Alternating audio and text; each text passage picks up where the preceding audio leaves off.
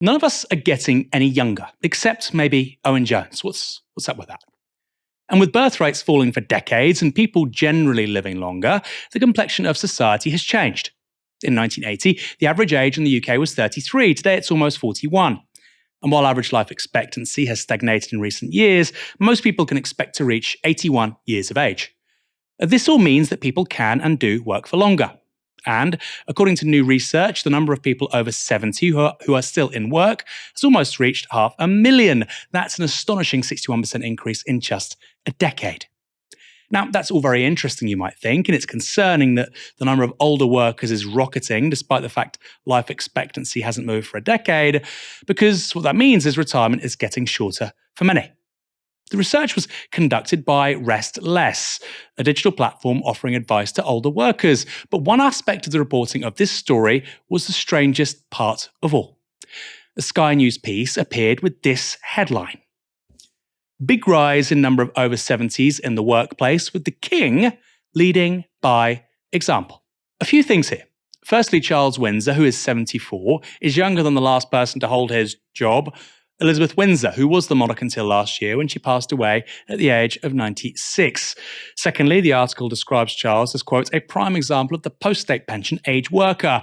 But being the king isn't a job. He wasn't hired, his contract can't be terminated, and other candidates certainly weren't overlooked. He has the role he does because of who his parents are. And while that might apply to half the people who work at the Times newspaper, that's a little bit different to Colin, age 71, working part-time on the checkout at Wilko. And to be clear, Charles doesn't need a job because his personal wealth stands at around £1.8 billion. That includes assets he inherited from his mother, which weren't subject to inheritance tax. After all, that's for the little people. So while I could be wrong here, I suspect he doesn't need to do much overtime to make ends meet, to keep the heating on at Buckingham Palace. And to top it off, the headline describes Charles as, quote, leading by example, as if working well into your 70s is something to be emulated. The retirement age for a man in the UK is 66. That is meant to be the aspiration, not working until you die.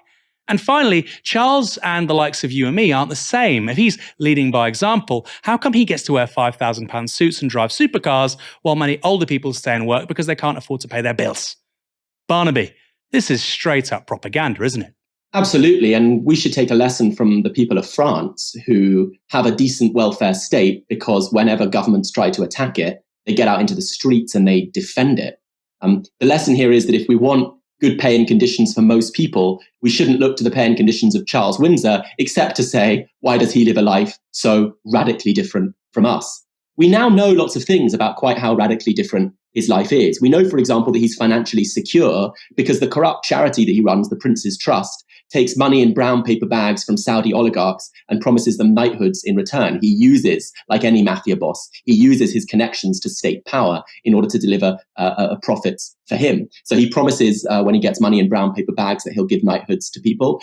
He took $1.2 million from members of the Bin Laden family for his trust. And we know that he then intervenes in political decisions. We have the Black Spider memos from the early 2000s where Charles lobbied governments. He's just an ignorant guy who supports things like state funding for unproved homeopathy therapies. But he's able to use his position of family power and privilege to lobby politicians to ensure that our taxpayer money has to go on those things that are his pet projects, whether it's untested health therapies or supporting old-fashioned architecture. For his coronation, we're going to be asked to spend £100 million of taxpayer money. And in addition to that, more than £300 million for a fancy refurbishment of his palaces. We're being asked to shell out all that money while the state hands more and more money to Charles and his family. In 2011, it was £8 million given per year by the state to fund the royal family. Now it's over £86 million. So we've had governments consistently act to help this family to ensure that they can live a life of enormous wealth and privilege, greater even than other royal families in other countries.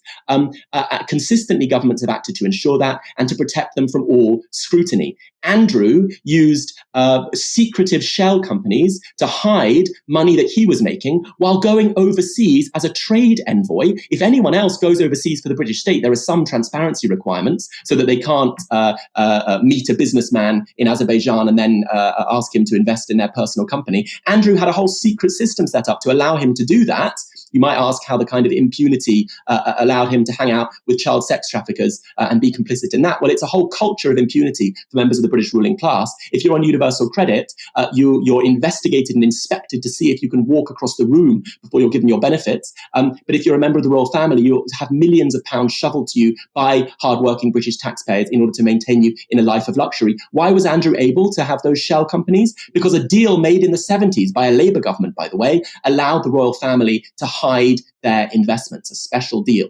So the British state acts to protect these people, ensure that they can hide their money, have enormous amounts of money, and then have it funded by the taxpayer. That's not the experience of most people when they age. The experience of most people when they age is struggling to work out how to keep paying their bills and being forced into real jobs in order to do that. The royal family live a totally different life, protected and subsidized by the taxpayer. And I think it's time we ended it.